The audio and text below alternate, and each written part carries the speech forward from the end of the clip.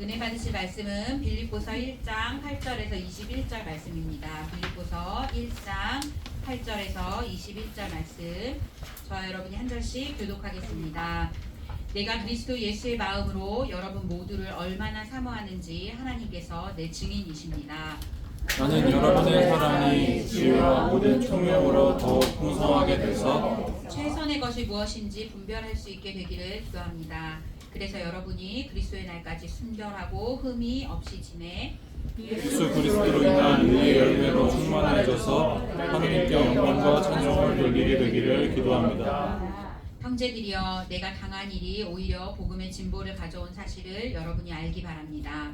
내가 이렇게 사슬에 매인 것이 온 친위대와 다른 모든 사람들에게 그리스도 안에서 분명히 드러나게 돼 많은 형제들이 내가 매임으로 인해서 주를 신뢰함으로 두려움 없이 더욱 담대하게 하나님의 말씀을 전했습니다. 어떤 이들은 시기와 다툼으로 또 어떤 이들은 좋은 뜻으로 그리스도를 전파합니다. 좋은 뜻으로 전하는 사람들은 내가 복음을 변호하기 위해 세움받은 줄을 알고 사랑으로 전파하지만 시기와 다툼으로 전하는 사람들은 내가 갇힌 것에 괴로움을 더하게 하려고 순수하지 못하게 다툼으로 그리스도를 전파합니다. 그렇지만 어떻습니까? 가식으로 하든 진실로 하든 전파되는 것은 그리스도니 나는 이것으로 인해 기뻐하고 또 기뻐할 것입니다. 나는 여러분의 전부와 예수 그리스도의 영광을 공중심으로 내가 풀려나리라는 것을 알고 있습니다. 내가 간절히 기대하고 소망하는 것은 내가 어떤 일에도 부끄러워하지 않고 항상 그랬듯이 지금도 담대하게 원하는 것은 살든지 죽든지 내 몸을 통해서 그리스도가 위대하게 되시는 것입니다. 이는 내게 사는 것이 그리스도니 죽는 것도 유익하기 때문입니다. 아멘. 목사님 나오셔서 말씀 전해주시겠습니다.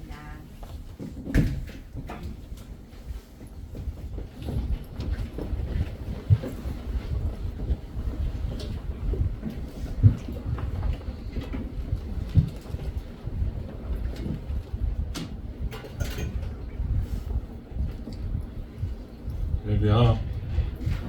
반갑습니다. 오늘 저는 본문 말씀 통해서 은혜가 사실이라면 내 삶은 왜 이렇게 힘든가? 은혜가 사실이라면 내 삶은 왜 이렇게 힘든가? 라는 제목으로 하나님 말씀 전하려고 합니다.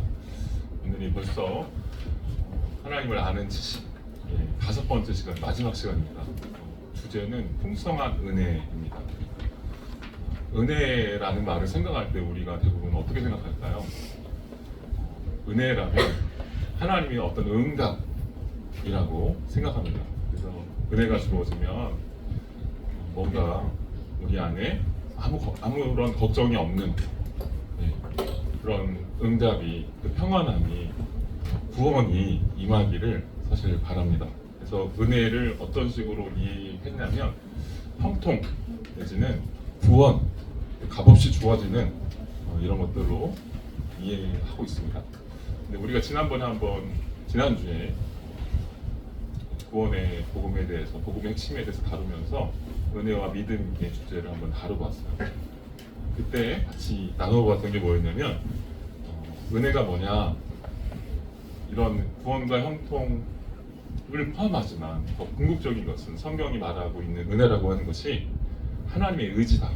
하나님께서 우리를 가장 영광스러운 모습으로 우리를 변화시키시고 그 구원의 최종 목적을 완성케 하기 위한 그런 하나님의 의지를 보여주신 것이 바로 은혜다라고 말씀드렸어요. 그래서 우리 구원받은 삶이 뭐냐?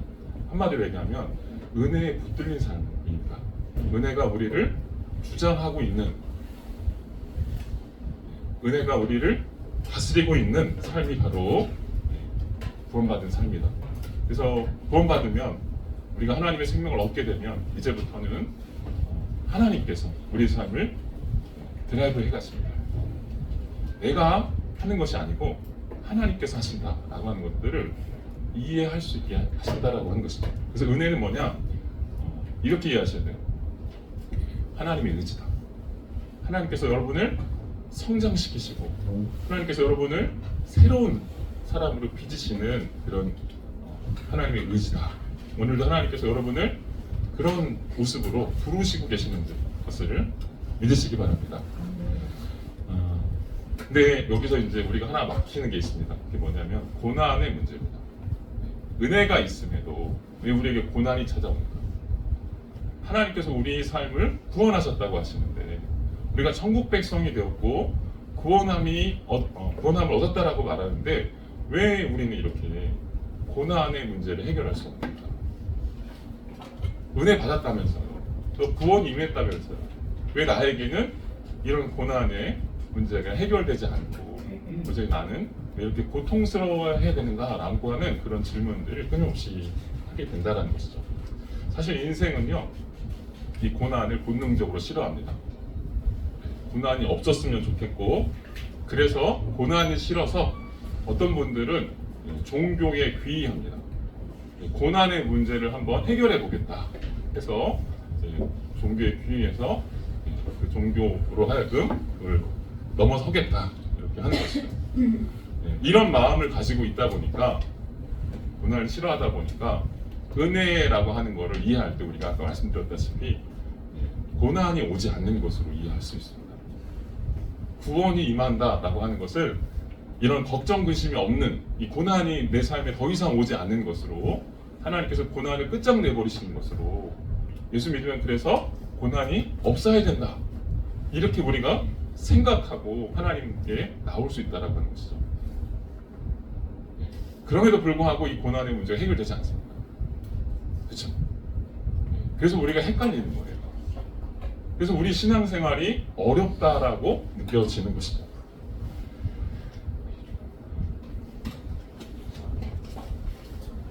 여기서 우리가 한번 이해할 게 있어요. 왜 이렇게 어려운 것인가? 왜 이런 어려움들을 안고 살아가야 되는가?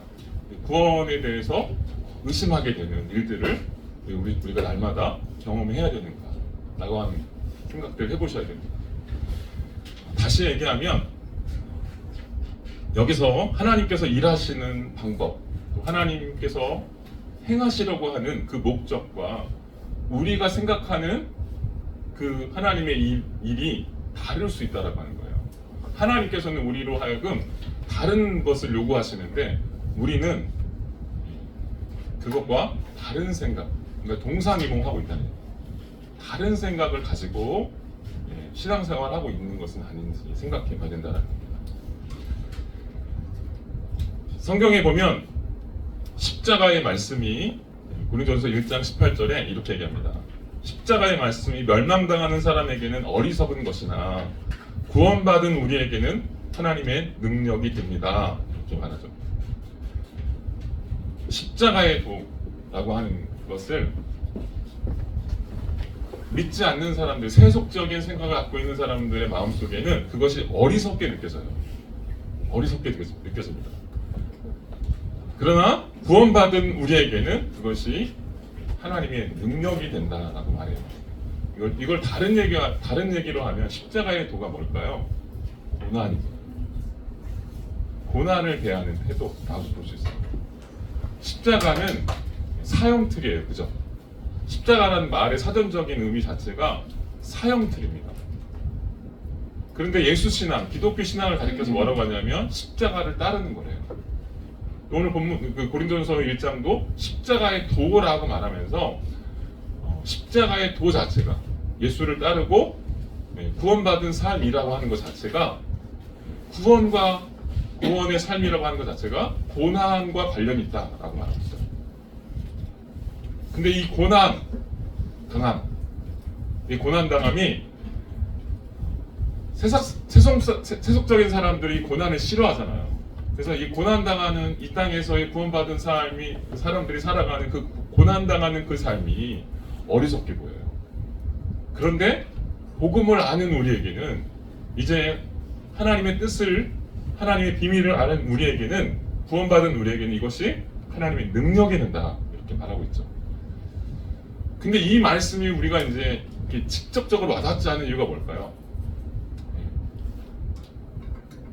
이 고난이 우리의 구원받은 생활 속에, 우리의 신앙생활 속에 어떻게 하나님께서 일하시는, 이 고난이라고 하는 게 도대체 뭔지, 이 고난의 역할이 무엇인지를 잘 모르기 때문이에요. 다시 얘기하면, 좀 쉽게 얘기하면 하나님께서는 이 고난을 은혜라고 말씀하세요. 그런데 우리는 고난을 은혜로 여기지 않습니다. 여러분 고난이 여러분에게 은혜입니까? 그렇지 않죠. 고난 싫어하죠. 저도 싫어합니다. 네. 저도 제 삶에 고난이 오는 걸 별로 반가워하지 않습니다. 그죠? 네.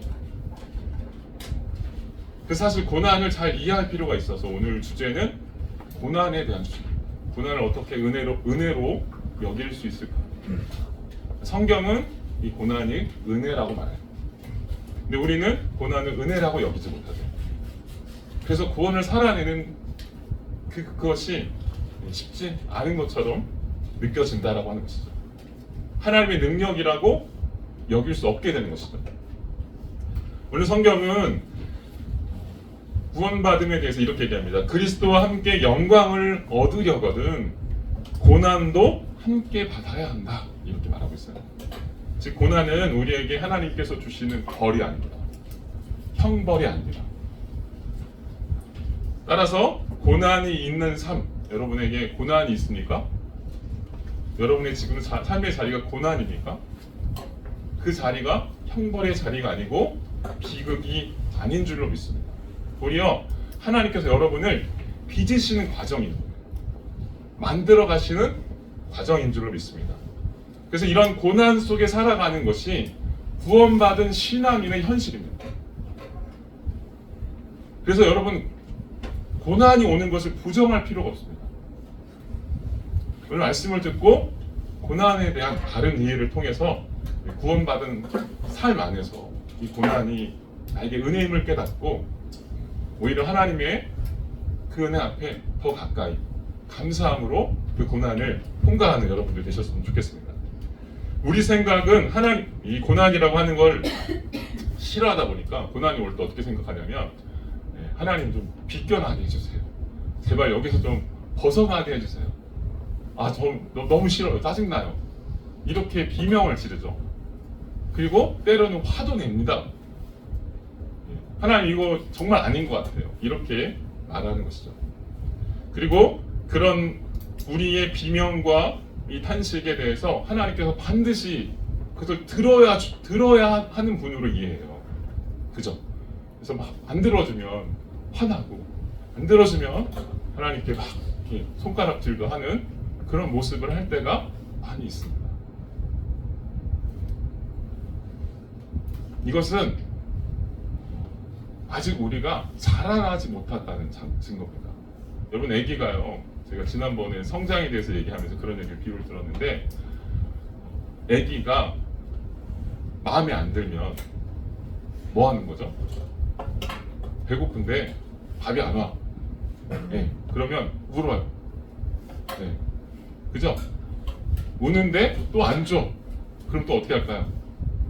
더 크게 웁니다. 네. 그래서 밥을 줘요. 주는데도 이 아기가 이제 그렇게 해서 자랐어요. 자랐습니다. 나이를 먹고 자랐는데 여전히 울고 있다고 생각해 보세요. 그러면 자란 게 아닙니다. 아기인 것이죠. 우리가 하나님 앞에 무엇인가를 구할 때도 마찬가지. 하나님께서 이런 거를 우리에게 좋은 것들을 주시는데 이걸 은혜라고 여기시는데 우리는 그것을 은혜라고 여기지 않고 소리치고 비명을 지르고 이거 싫다고 왜 나한테 이런 걸 주냐고 이렇게 얘기하면 우리는 아직 성장하지 못한 거예요. 아직 애기인 거예요.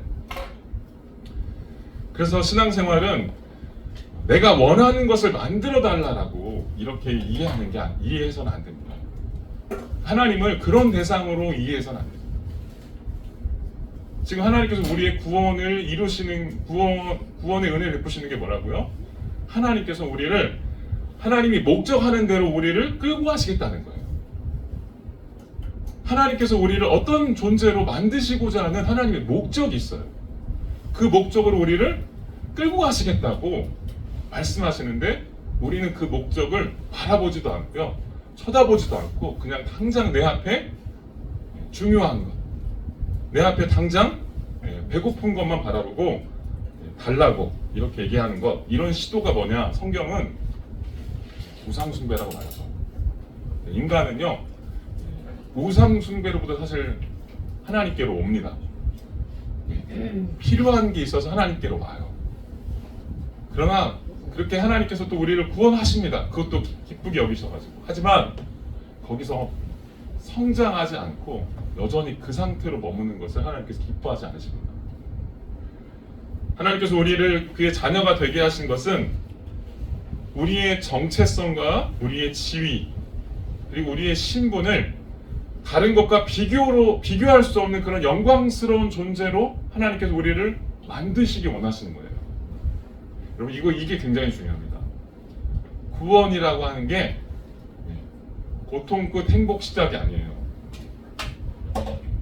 구원을 하나님께서 왜 주셨냐?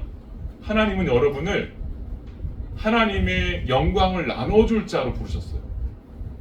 그리고 그 영광을 나눠줄 수 있는 그 신분과 그 지위에 오르게 하길 원하시는 거예요.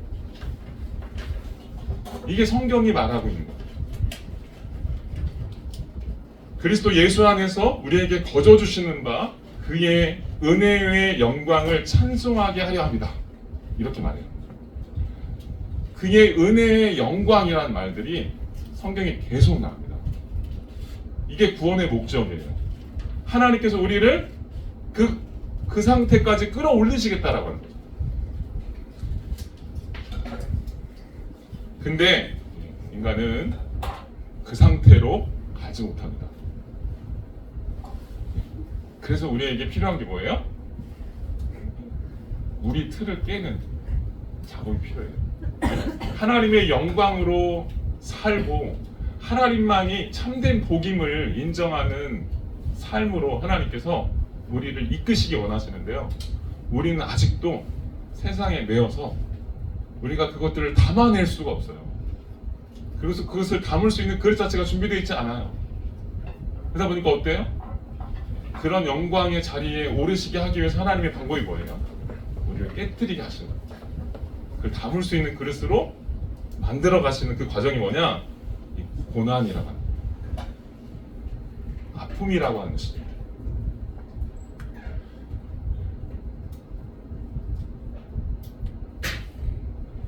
지난번에 구원에 대해서 설명하면서 성경이 말하는 구원이 뭐냐 잠깐 좀 리마인드하면 지옥에서 천국으로 그러니까 지옥에서 천국으로 그냥 곧장 가는 게 아니다. 그죠? 만약에 천국의 삶이 목적이라고 하면 천국에 가는 게 목적이라고 하면요 이 땅에서의 삶이 무의미해져요. 그죠? 이 땅에서 어떻게 사는지 이게 별로 중요한 게 아니에요. 그냥 당장 그냥 가면 돼요. 그래서 지금 아프면 그런 아픔이 짜증나요. 힘들어요. 그죠? 그냥 빨리 죽었으면 좋겠다. 빨리 죽었으면 좋겠다. 이런 생각을 하는 것이죠. 그래서 구원은 뭐냐면 그게 아니고 하나님께서 우리를 죄와 사망이 지배하는 세계에서 은혜와 생명이 지배하는 그 질서의 그 세계로 우리를 부르신다라고 합니다. 이끄신다라고 합니다. 그래서 이 상황, 이것은 뭐냐면 은혜와 생명이 무엇인지를 배워가야 돼요. 잘 알아야 됩니다. 이 개념이 매우 중요합니다. 그래서 구원이라고 하는 것은 예수 믿고 내가 예수 그리스도를 입으로 시인하고 하나님의 자녀가 되지만 거기서 끝나는 게 아니고요. 천국에 가는 그날까지 우리가 이 땅에서의 삶을 사는 그 모든 순간순간을 통해서 하나님의 은혜와 영광을 담아내는 그런 배움의 과정으로 하나님께서 우리를 부르시고 있다. 하나님께서 그것을 우리에게 요구하고 있다라고 생각해 봐야 된다라고 하는 것이죠. 여기서 중요한 건 뭐냐면 고난을 이해할 때 이렇게 생각하셔야 돼요. 죄하고 비슷합니다. 죄가 하나님께서 우리를 구원하시면 죄와 사망의 질서에서 우리를 이렇게 벗어나서 은혜와 영광의 자리로 우리를 바꾸신다고 하셨잖아요. 이거 무슨 얘기냐면 여러분 죄가 여러분을 이제 정죄하지 못하게 합니다. 그래서 죄로 우리가 스스로를 정죄할 필요가 없어요. 여러분에게 죄가 있어요. 그죠? 예수 믿지 않을 때는 그 죄가 여러분에게 사망을 줍니다. 근데 예수 믿은 우리에게는 사망에서 벗어나서 그리스도의 생명으로 옮겨졌어요. 그것이 그 죄가 여러분을 쏘게 할 수 있나요? 여러분을 망가뜨리고 사망으로 이끌 수 있나요? 다시 좀 더 쉽게 얘기하면 여러분이 죄를 지어도요, 이제 하나님의 자녀가 됐으니까 천국에 들어가는 것 아무 상관이 없어요. 죄가 있어도요. 마찬가지로 고난도 마찬가지입니다. 고난이 우리에게 찾아오는 것을 우리가 왜 싫어할까요? 이것이 우리를 망칠까 봐요. 이것이 절망일까 봐요. 여기서 실패로 끝날까 봐요. 그래서 그게 싫은 거예요. 그렇죠? 그게 아픈 겁니다. 근데 하나님께서 우리에게 구원을 주셨다고 하는 게 뭐예요? 그것이 실패로 끝나게 하지 않으시겠다라고 하는 거예요. 아멘? 이거 믿으셔야 돼요. 은혜에 붙잡혔다라고 하는 것은요, 여러분의 인생이 결코 실패와 절망으로 가는 길이 아니다라고 하는 것. 이것을 믿는 겁니다. 왜? 하나님께서 우리를 붙잡고 계신 거예요. 그래서 이제 더 이상은 그 고난과 아픔 속에서 아파할 이유가 없어요. 아니, 아프더라도 절망할 이유가 없어요. 왜? 그것이 우리를 자멸로 이끌지 않아요. 영원한 실패로 우리를 끌고 가지 않습니다. 아멘? 여러분, 우리가 이렇게 변화받은 겁니다. 여러분에게 이런 생명이 임한 거예요. 이게 바로 구원의 삶이에요. 그래서 구원받은 삶에게는 이 고난이 새로운 의미로 다가와요. 새롭게 이해하셔야 돼요. 세상 사람과 똑같이 이해하는 게 아니라 고난도 하나님께서 사용하셔요.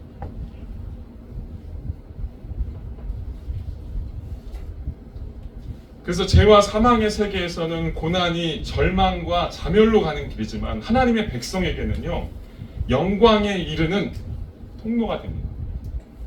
하나님께서 그것을 사용하셔서 당신의 그 영광을 담아낼 수 있도록 여러분을 그렇게 만들어 가신다. 그래서 우리가 항상 고난이라고 하는 걸 생각할 때 이렇게 생각하셔야 돼요. 우리가 그 고난이 다가왔을 때 우리가 넘어지지 않고 걸려 넘어지지 않으려면 항상 생각해야 되는 게 뭐냐면, 이 고난을 통해서 하나님께서 뭐 하기 원하신다. 이 고난이라고 하는 게 도대체 나에게 어떤 의미가 있는가를 생각해 보셔야 돼요. 그리고 성경을 통해서 그 고난이 십자가의 길이라고 하는 것을 이해하셔야 됩니다. 그래서 고난은 하나님의 뜻이 있습니다. 이제 구원 얻은 우리에게는 그 고난 중에도 하나님께서 여러분을 당신의 뜻 가운데로 인도하시는 그런 도구로 사용하신다고 하는 것을 절대 잊으시면 안 됩니다. 마태복음 11장 28절 이하에 보면 예수님께서 이렇게 얘기하십니다. 한번 읽어볼까요? 시작. 수고하고 무거운 짐을 지는 모든 사람은 다 내게로 오라. 내가 너희를 쉬게 할 것이다. 나는 너희가 무거운 자니 너희는 내 멍에를 메고 내게서 떠나라. 너희는 쉬게 것이다. 내 멍에를 지고 거기지는 않았다. 이 구절이 사실 예수님이 십자가를 앞두고, 예수님이 십자가의 그 골고다 여정을 앞두고 예수님이 고백하시는 그 내용입니다. 자신의 십자가의 길이 무엇인지를 이 구절에 담아내신 거예요. 근데 우리 보통 십자가를 28절로 이해하죠. 수고하고 무거운 짐을 진 모든 사람은 다 내게로 와라. 내가 너희를 쉬게 할 것이다.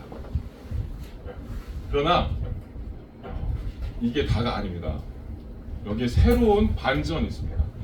우리는 보통 십자가 구원이라고 하는 게 고난 끝, 그렇죠? 수고하고 무거운 짐을 다 주님 앞에 내려놓는 것, 이렇게 생각하죠. 그리고 다 나는 이제 안 지는 것, 나는 지기 싫어요. 다 주님이 그냥 맡으세요. 이제부터는 나는 안 질래요. 이렇게 하죠. 자, 그러나 29절 여기가 중요합니다. 여기서 이렇게 얘기하죠. 나는 마음이 오냐고 겸손하니 너희는 내 멍에를 메라. 내 멍에, 28절은 다 가지고 오라면서요. 근데 29절은 멍에를 메래요. 이 멍에가 뭐예요? 십자가입니다. 십자가를 지랍니다. 다시 얘기하면 죽음을 지고 죽음의 자리를 기억하고 오라는 것이죠. 십자가라고 하는 단어, 멍에라고 하는 단어에서 뭘 생각하셔야 되냐면 죽음을 경험하는 자리. 여러분, 고난이라고 하는 것은요, 죽음을 경험하는 자리. 내 한계를 경험하는 자리. 내 존재의 죽음을 경험하는 자리가 뭐냐? 고난입니다. 근데 그 고난을 29절에 뭐라고 하세요? 지뢰. 우리는 예수 믿으면 구원, 행복 끝, 고난 없어 이렇게 생각했는데 29절은 지랍니다. 지랍니다. 예수님께서 십자가를 지시면서 저는 여러 말씀하셨는데 그 중에서 십자가의 이 고난을 가장 잘 표현한 그 두 가지 고백이 있었어요. 그게 뭐냐면 첫 번째는 이겁니다. 예수님이 겟세마네 동산에 올라가서 기도하시면서 고난을 앞두고 이렇게 고백하시죠. 하나님, 할 수만 있거든 이 잔을 내게서 옮기옵소서. 여러분, 우리가 고난당하고 아파할 때 우리 고백이 이와 같습니다. 그죠? 아파요. 이거 더 이상 내가 이걸 지고 싶지 않다라고 하는 그런 고백이 우리에게 찾아옵니다. 여러분, 예수님은 우리의 모든 고난을 다 알고 계세요. 왜? 이미 지셨거든요. 죄 없는 모습으로 오셔서 인간을 위해서 여러분의 고통을 다 이미 경험하신 분이에요. 그리고 그 고난을 아시는 분이죠. 그 두 번째, 할 수만 있거든 이 잔을 내게서 옮기옵소서라고 하는 고백에 이어서 두 번째 가장 십자가에서의 처절한 고백이 뭐였냐면 죽으시기 직전에 하시죠. 엘리 엘리 라마 사박다니, 나의 하나님 어찌하여 나를 버리셨습니까? 라고 하는 고백. 이 고백이 뭐죠? 한마디로 얘기하면 예수님, 하나님께서 자신을 버리셨다라고 합니다. 버렸다라고 합니다. 버림받았다라고. 우리가 고난당할 때 어떤 마음이 드세요? 죽음이 임하는 자리처럼 느껴지는 이유가 뭐예요? 내가 단절된 것 같은, 나만 홀로 이런 고난을 당하고 있는 것 같고 아무도 내 고통을 알아주지 않는 것 같은 느낌. 심지어는 하나님까지도 나를 버렸다라고 생각하게 되는 그런 고백이 터져 나오잖아요. 예수님은 이 고난을 짊어지셨습니다. 그리고 우리에게 이 십자가를 지라고 얘기하세요. 여러분에게 그 고난이 이런 십자가를 지는 자리여야 됩니다.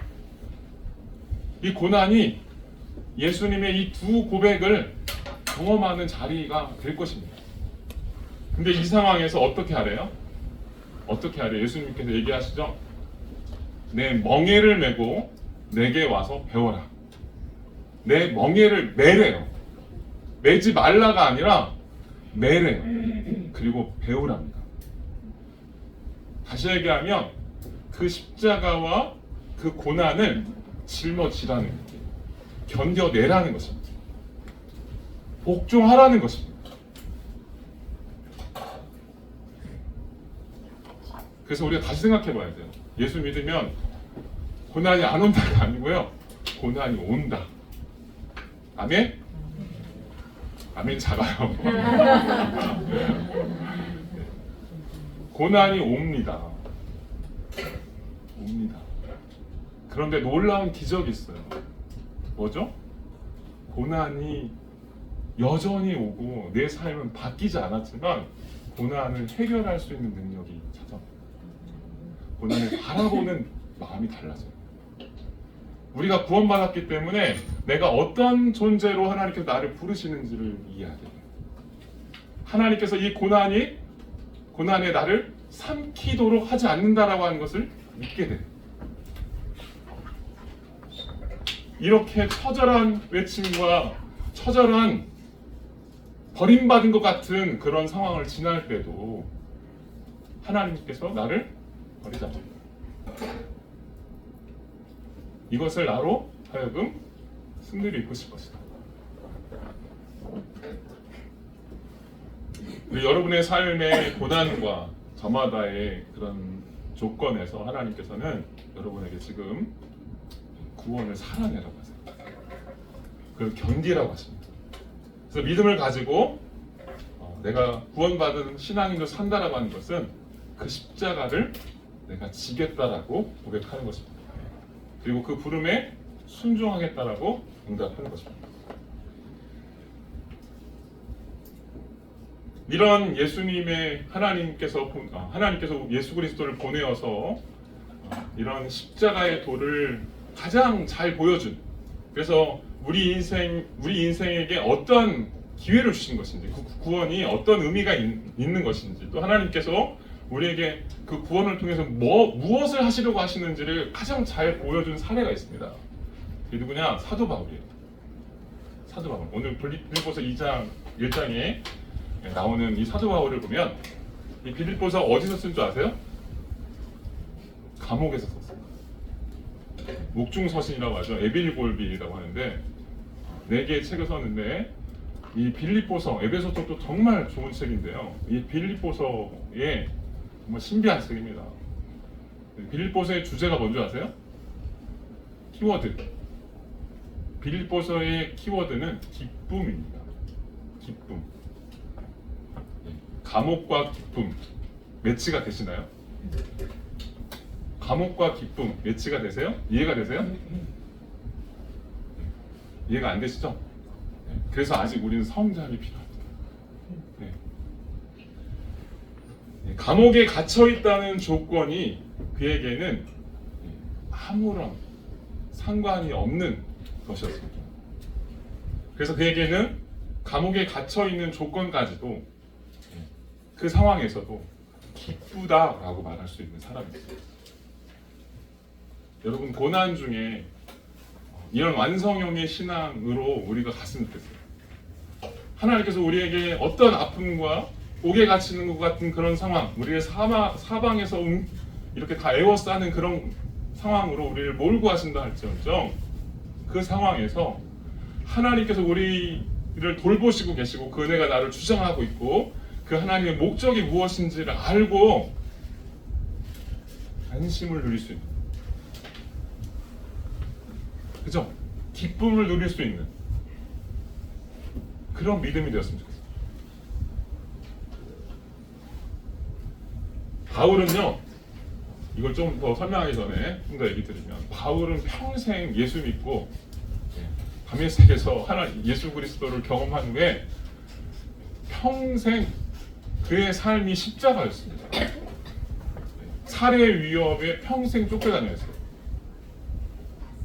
체포조라고 하죠. 체포조.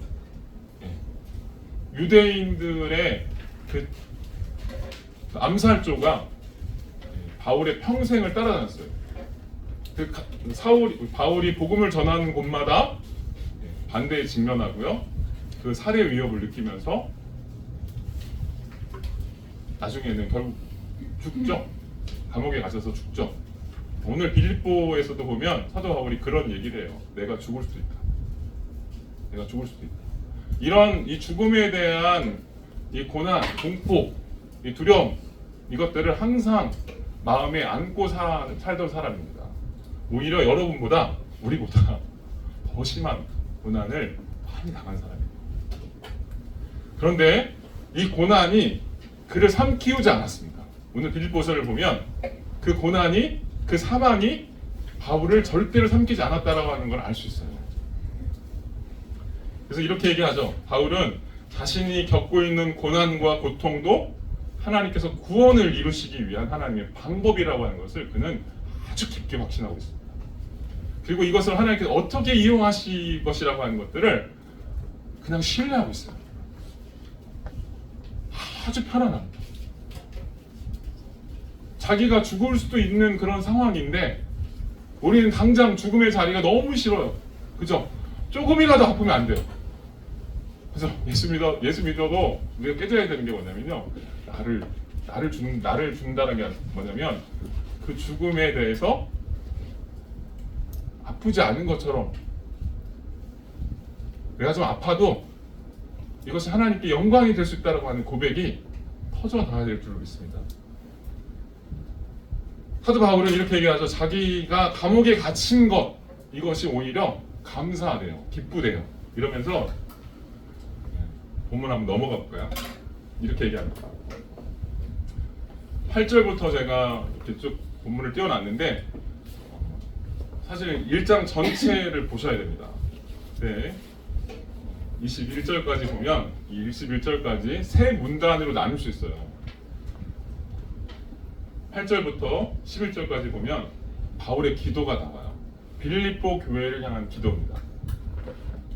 저는 이거를 하나님이 기도가 뭐예요?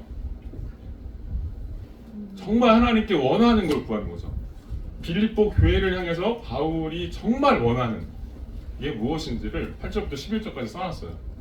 이게 구원, 빌립보 교회가 구원의 참된 경지에 이르길 원한다라고 하는 거예요. 자신이 알고 있는 그 구원의 비밀을 모두 다 알길 원한다. 그래서 기도하죠. 9절에 보면 9절 나는 여러분의 사랑이 지혜와 총명으로부터 풍성하게 되어서 최선의 것이 무엇인지를 분별할 수 있게 되기를 기도합니다. 이게 좀 어려운 얘기인데요.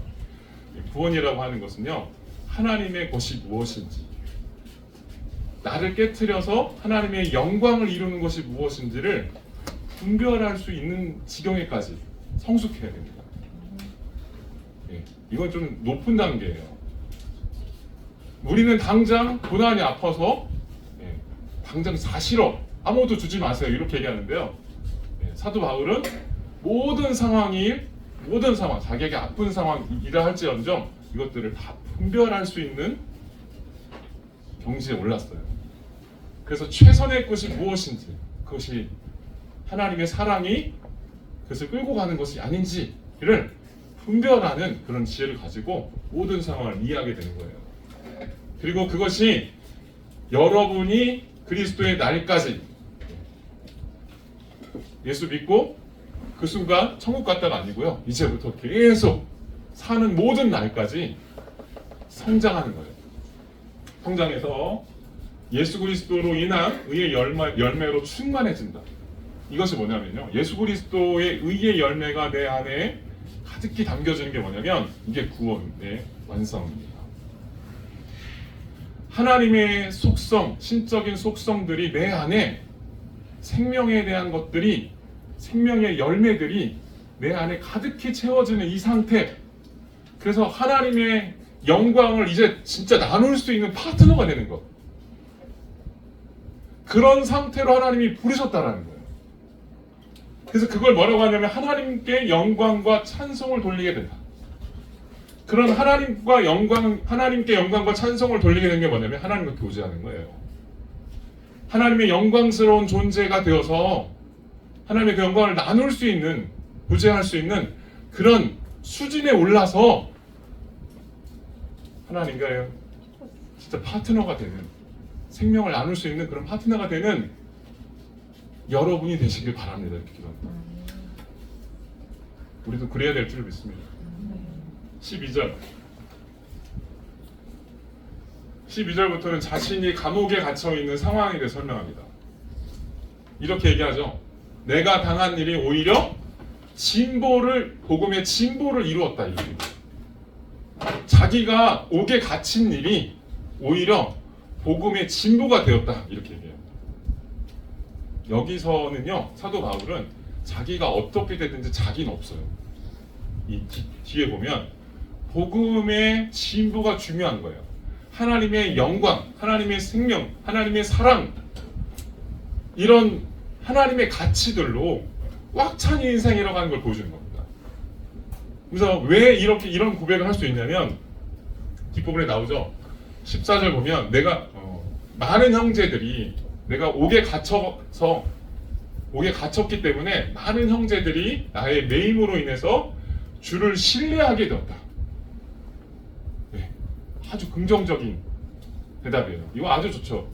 오히려 걱정이 돼서 많은 사람들이 기도하고 바울을 향해서 기도하고 복음의 진보를 이뤄내는 것이죠. 참 이건 참 좋은 일이에요. 그러나 이것만 있는 게 아닙니다.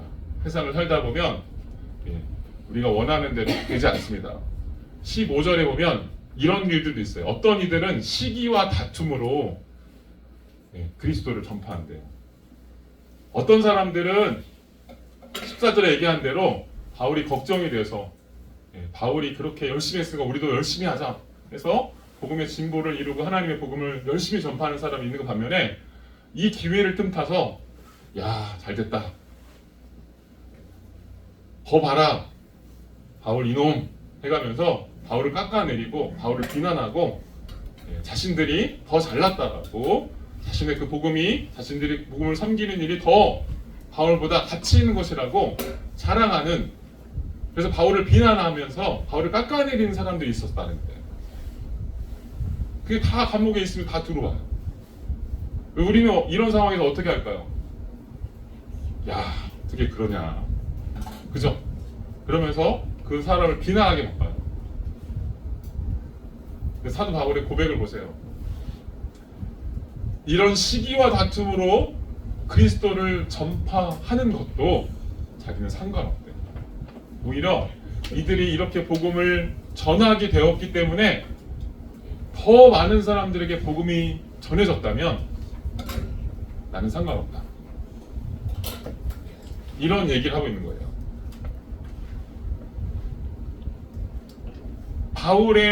바울 자신의 유익이 아니라요.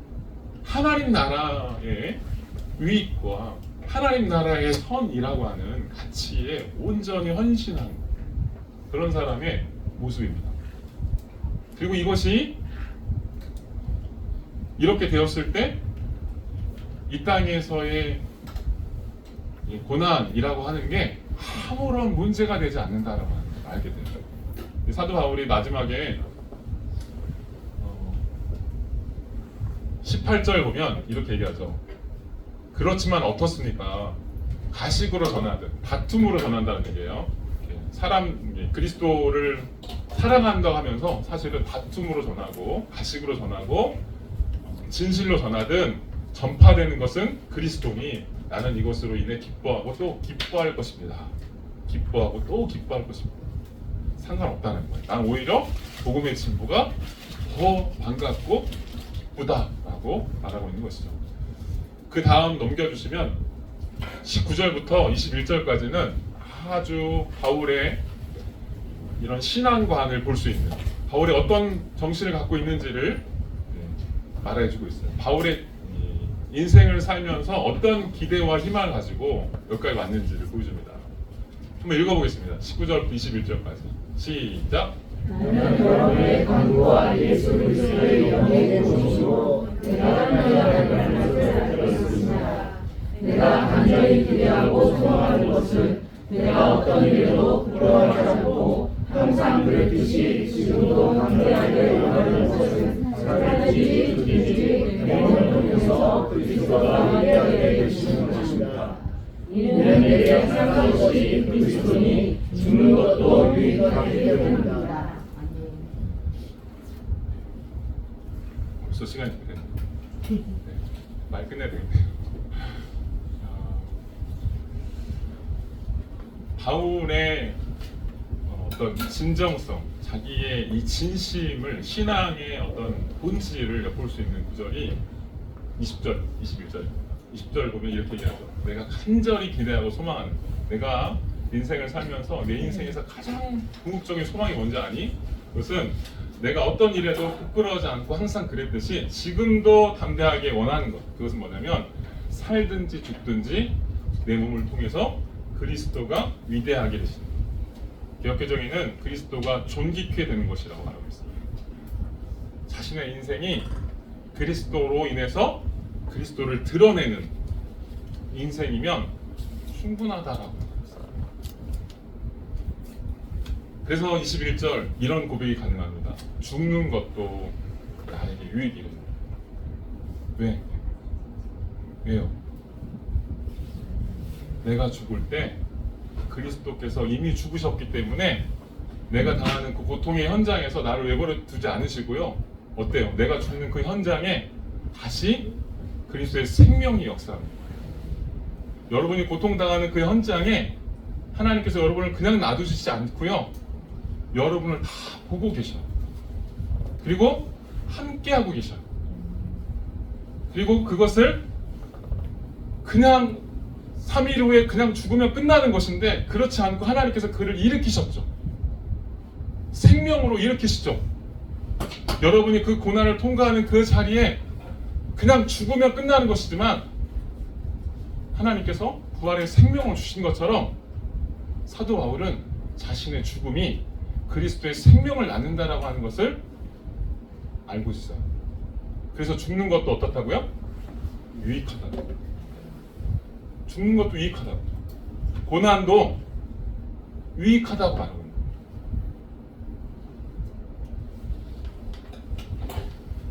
세 번째 해야 되는데 시간이 다 됐어요. 한 가지만 하고 마치겠습니다.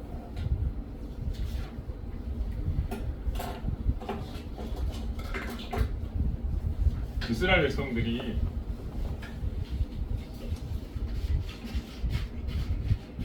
구약에서 구원을 설명하는 가장 좋은 그림이 뭐냐면요, 출애굽입니다. 구원의 여정, 여기 지금 사도 바울 얘기하는 게 구원의 여정이 있다, 구원의 과정이 있다라고 말하거든요. 근데 그것을 가장 잘 설명하는 구약의 그림이 출애굽인데요. 출애굽에 보면 하나님께서 이스라엘 백성들을 애굽의 그 노예살이에서 출애굽, 홍해를 건너서 이끄시죠. 종살이에서 벗어나게 하시죠. 그리고 그들을 어디로 인도하시죠? 궁극적으로 적과 꿀이 흐르는 땅으로 인도하시겠다 하시고 정말 가나안 땅을 선물로 주십니다. 그렇죠? 그러나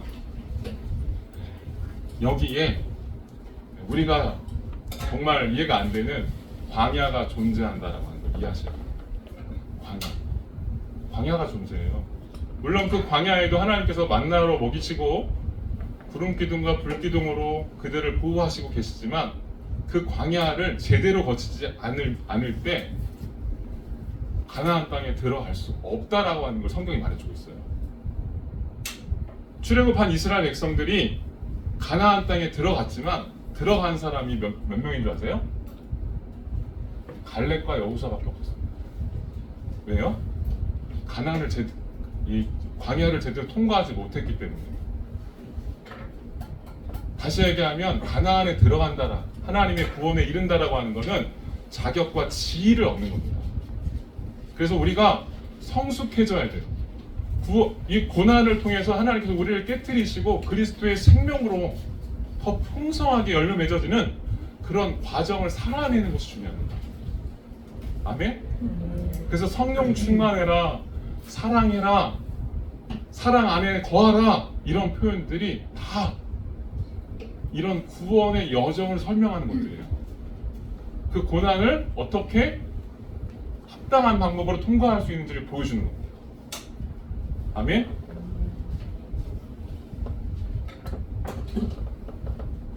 우리는 사랑하면 완성형의 사랑을 생각해요. 제가 어제 결혼식장에 갔다 왔는데, 우리 권사님도 결혼식장 갔다 오셨다 하는데, 결혼식장 갔다 오면 참 보기 좋아요. 정말 잘 살라고 축복해주고 싶습니다. 근데 결혼해서 살면 어때요? 결혼하는 그 당사자들은 사랑의 서약을 막 하더라고요. 닭살스럽게 하더라고요. 근데 그런 닭살스러운 서약을 하면서 뭘 기대하죠? 사랑의 완성을 기대해요. 그 상대자가 내 빈 곳을 다 채워주길 바랍니다. 나하고 천생연분이 되길 바래요. 그죠? 근데 그렇게 되나요? 성경은 이와 반대입니다. 사랑을 설명하면서 이렇게 얘기합니다. 사랑은 오래 참는 거예요. 사랑이 오래 참는다라는 게 뭐냐면 영어로 이렇게 되어 있어요. 아주 오랜 long suffering이라고 되어 있는데 오랜 고통을 시작하는 것이다. 우리의 기대와 다르죠. 우리는 고통이 없었으면 좋겠는데 그 상대자가 나를 다 내 고통에서 다 해결해줬으면 좋겠는데 사랑이 고통의 시작이 돼요. 그리고 그 고통을 살아내래요. 견디라고 말합니다. 이걸 뭐라고 할까요? 다른 말로 성령 충만이라고 말해요. 우리는 성령 충만하면 막 신비한 곳이 막 다 떨어지고 뭐 병 고치고 막 이런 건 줄 아는데 그게 아니에요. 구원을 살아내는 것, 하나님의 법 안에서 고난 당하면서 그 법과 씨름하고 그 사랑의 완성을 향해서, 구원의 완성을 향해서 걸어가는 것,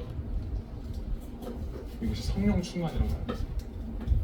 여러분에게 이러한 길이 요구되고 있다 라고 하는 것을 믿음으로 고백하시기 바랍니다. 기도가 마치겠습니다.